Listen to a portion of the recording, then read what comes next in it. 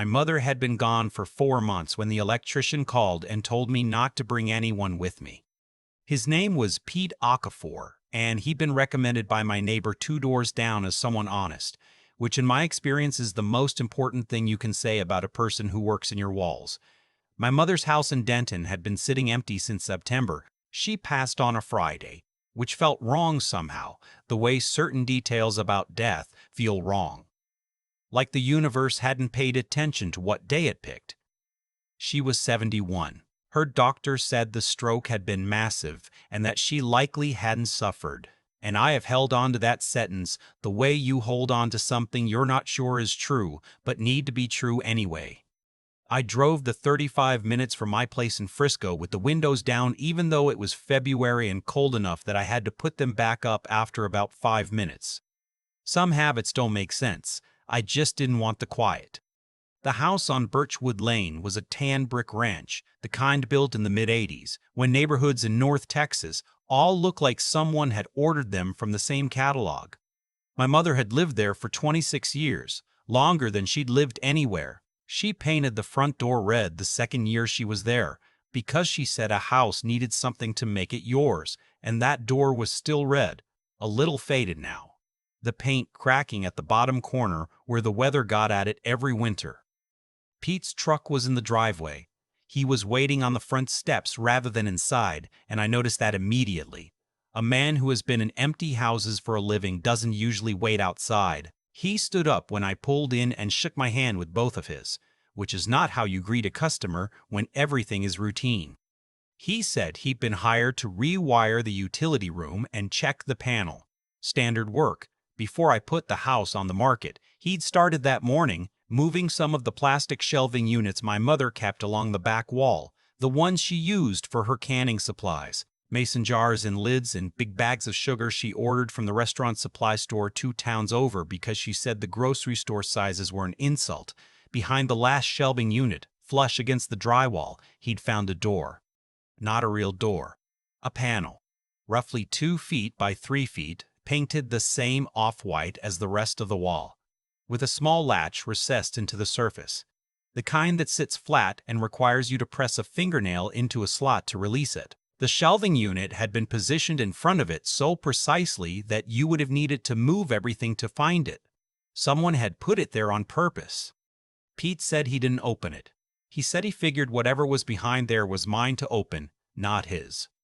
I appreciated that more than I told him. We went inside together. The house still smelled like her, which hit me every time and then faded after a few minutes. Some combination of the lavender sachets she kept in the closets and the particular cedar smell of the furniture she'd had for decades. Pete moved the last shelf aside and showed me the panel. I looked at it for a while. My mother had lived alone for 18 years, since my father took a job offer in Phoenix and didn't come back. They never formally divorced. She never explained exactly why not, and I stopped asking somewhere around my mid-20s when it became clear the explanation wasn't coming. She had her life here, her job at the school district records office, her church group, her garden in the backyard that she took more seriously than most people take their careers. I pressed my finger into the latch and the panel swung outward. It was a shallow space, maybe 14 inches deep, built into a gap between the studs that someone had widened and lined with a thin piece of plywood. It smelled of dust and the faint chemical smell of old plastic. There were 3 things inside: a fire-resistant document bag, the kind you can buy at any office supply store, gray with a zipper across the top, a sealed white envelope with my name written on it in blue ink in my mother's handwriting, the handwriting she'd developed in her 40s after deciding her natural cursive was illegible and teaching herself print from a workbook she ordered from a catalog, and a small spiral notebook, the kind with a red cover and a black spine, the size that fits in a coat pocket. Pete said he'd be out front if I needed anything. I heard him go. I sat on the utility room floor because the only chair in the house was in the living room, and I didn't want to move. I opened the envelope with my name on it first. My mother wrote the way she talked, which was directly. She didn't spend words on things that didn't need them. The letter was 2 pages, front and back, and she had clearly written it more than once because there were places where the phrasing had the density of something worked over and settled on. She started by saying she was sorry I was reading this under these circumstances. And then she said she'd been planning to tell me in person when she felt the time was right, and that she recognized that was something people said and then often never did, and that she was aware she had probably done exactly that. Then she told me about the money. I want to be careful about how I explain this, because the full story took me several days to understand completely, and even then I had to have a lawyer explain parts of it to me. My mother's name before she married my father was Loretta Gaines. She had a younger brother named Douglas Gaines who had died in 1987 when she was 34 and I was 11. I remembered my Uncle Douglas the way you remember someone who was present, but at the edges, a tall man with a beard who drove a pickup and brought me a bag of gas station candy every Christmas. He died in a work accident at a construction site outside of Houston, and I remember my mother crying at the kitchen table and my father standing in the doorway not knowing what to do with that, which is a tableau I can still picture clearly. What my mother's letter told me was that Douglas had not died without assets. She wrote that Douglas had been, quietly and without telling almost anyone, accumulating rental property for almost a decade before he died. He'd started with a single duplex in Garland when he was 26, using money he'd saved working offshore, and then bought 2 more units, then a small strip of storage units outside of Mesquite. When he died at 38, he had 7 rental properties total. Not spectacular holdings, but enough. He had a will, and in the will he left everything to my mother. She wrote that she had not known the extent of it until the estate was processed, and she wrote that she had not told my father.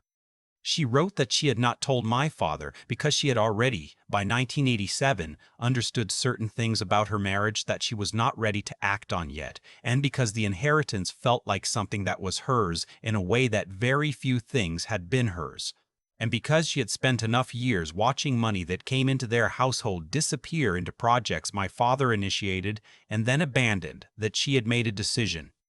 She put it in a trust. Not a complicated trust.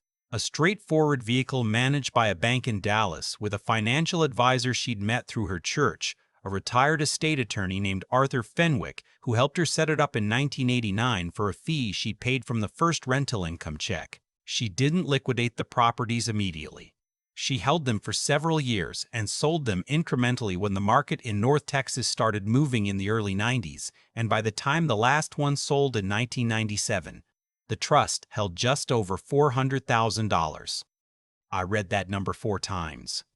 She had managed this for 34 years without telling me or my father, or, as far as I could determine from the letter, anyone other than Arthur Fenwick, who had died in 2019 and whose son had taken over management of the trust in a professional capacity. She wrote, and I am putting this in my own words because the original is private, that she had always intended to tell me, that she had kept it through the years of my father leaving and the years after, as something she thought of as a foundation, not for herself, but for eventually, a word she used twice in the letter in a way that I understood meant me and whatever I might need, and whenever the time came. She wrote that she had gotten used to not telling me, that it had become ordinary not to tell me, and that she recognized that was the part she owed me an apology for.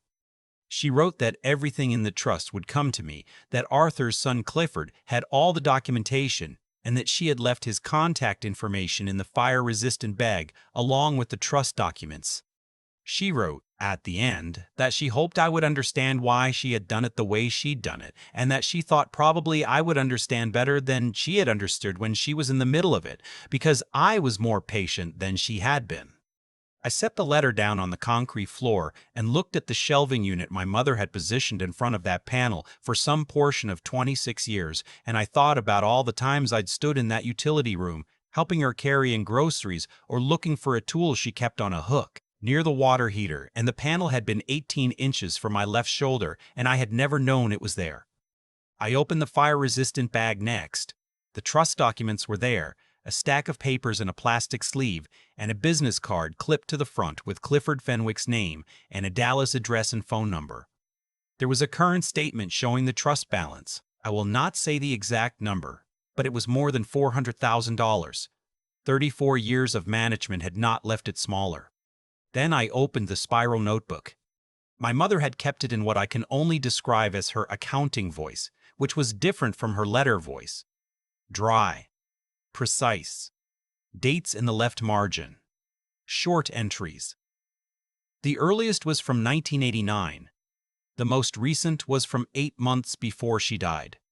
The first several years of entries were about the properties, rent collected, repairs made, a dispute with a tenant in Garland she'd had to resolve through a property manager she'd hired, the sale dates and sale amounts when she liquidated each unit. She had done this with apparent competence and without involving anyone who might connect it back to her life with my father.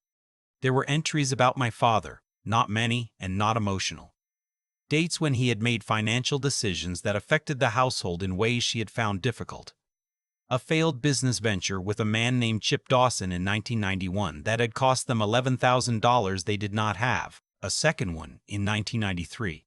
She noted these the way she might note a weather event, something that happened, something she had dealt with. There was an entry from 2006 that I read twice. It was the year I had my own financial crisis, a period I don't enjoy discussing in detail, but which involved a failed partnership in a restaurant venture I'd entered with a friend who turned out to have very different ideas about what a partnership meant. I lost a significant amount of money and spent almost 2 years paying off debt I hadn't fully anticipated. I had told my mother some of this. I had not told her all of it because she was my mother, and there are things you don't tell your mother about how badly you've managed your own decisions. The entry from that year said, looked into what it would take to help Lawrence with the restaurant situation. Decided he needed to work through it. If I'm wrong about that, I'll regret it. May still be wrong. I sat with that for a long time. She had known more than I'd told her. She considered using the trust to help me and had decided not to, had decided I needed to come through it on my own, had noted that she might be wrong about that, and had never told me any of it. She was not wrong. For whatever it's worth, I came through it. It took longer than it should have, and there were months that were genuinely hard, but I came through it and I am a more careful person because of it. I don't know if I would be if she'd made a different choice in 2006. I can't know that. But I think about what it took her to write that entry and then close the notebook and put it back behind the shelving unit and go on with her day. The last few pages of the notebook were a list. Names, addresses, and what she called notes, which were really assessments. They were the names of 7 people she wanted me to consider if I chose to do something with the trust beyond keeping it for myself. 2 were cousins I'd met at funerals and barely knew. 2 were charitable organizations she'd been involved with through her church. 1 was the school district literacy program she'd worked adjacent to for 11 years and had strong feelings about. 1 was a shelter in Denton she'd supported quietly for years by dropping off supplies every other month without making a donation that anyone could see. The last name on the list was mine. She had written next to it, Lawrence needs to decide for himself. That's the point. I stayed in the utility room for a long time. Pete knocked on the front door eventually, and I told him through the screen that I needed a little longer, and he said, take whatever time I needed. My wife was at work, and I called her from the kitchen and told her to sit down. She said she was already sitting, and I said sit down better, and she laughed a little at that, and then I told her what I had found. She didn't say anything for almost a full minute, which for my wife is extraordinary. Then she said, quietly, that she thought she understood. I asked what she understood. She said she thought she understood why my mother never seemed worried about things the way other people seemed worried, why she had a particular kind of steadiness that had always been hard to explain. I hadn't thought about it that way, but she was right. My mother had a floor under her that no one knew about, including me. It was a real floor, plywood and drywall, and a latch that sat flush with the wall, and it was also something else, and she had built both of them herself. I called Clifford Fenwick that afternoon. He was professional and unsurprised. He said my mother had been in contact with him every year to review the trust and that she had updated her instructions several times over the decades, and that as far as he was concerned, everything was straightforward and ready to transfer. He said she had been And he said this with a particular admiration of someone who sees a lot of people manage money badly, one of the most organized clients he had ever had. I did not know what to do with that sentence either. What happened after was slower than any part of the finding. There was paperwork and a meeting at Clifford's office in Dallas, where my wife sat next to me and I signed things and tried to track the conversation while also thinking about my mother at 34, newly widowed in the practical sense, by a brother who had died too young, standing in a room with a document and a choice about what to do next. She had made a choice. She had made it quietly and kept it quietly and managed it carefully for the rest of her life, and then she had written it all down in a spiral notebook and left it in a wall for me. I eventually told my sister, who lives in Austin and who had a reaction I will not fully describe except to say it involved a long phone call and several days of processing, and then, at the end of it, the same thing my wife had said. She said she thought she understood our mother better now, in some specific way she hadn't before, and I said I thought so too. The cousins from the list received something. The organizations received something. I did this the way my mother had done most things, without announcing it. The literacy program coordinator sent me a thank you letter that I have in a drawer. The shelter didn't ask for my name. What I kept, I am still deciding how to use. My wife thinks we will know when we know, which is not the most satisfying answer but may be the correct one. I have a tendency to want to resolve things completely, and she has a tendency to trust that they resolve themselves if you give them time. After 22 years of marriage, I have not fully converted to her view, but I have moderated mine considerably. I went back to the house one more time before closing, a Tuesday in April, when the Bradford pears along the street were still blooming, white and a little overwhelming the way Bradford pears always are. I went through the rooms one more time. I stood in the utility room for a while. Pete had finished the electrical work, and the new shelving unit I'd had put in along that wall didn't quite cover the panel, which I had decided not to patch. The house inspector asked about it, and I said it was original construction. He wrote something down and moved on. I pressed my finger into the latch one more time, and opened it and looked at the empty space inside. She had kept her counsel in there for 34 years. A choice she had made alone, maintained alone, adjusted alone, and finally passed on in the only way she knew how to pass things on. In writing, clearly, with the relevant documents in order. I am not sure I fully understand all of it yet. I am not sure I am supposed to.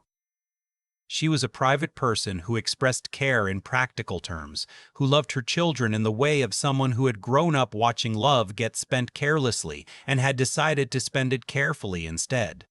She had built something for me without telling me. She had trusted me to find it.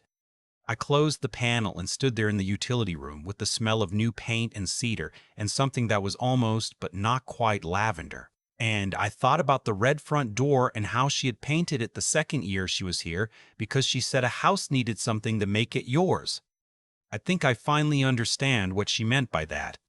There's a version of this story where I'm angry. I thought about that version enough to know it exists. 4 months after losing my mother, I find out she kept something this significant from me for 34 years, and in that version, I sit with the hurt of not being told rather than the meaning of what she built. I don't live in that version, but I understand why someone could.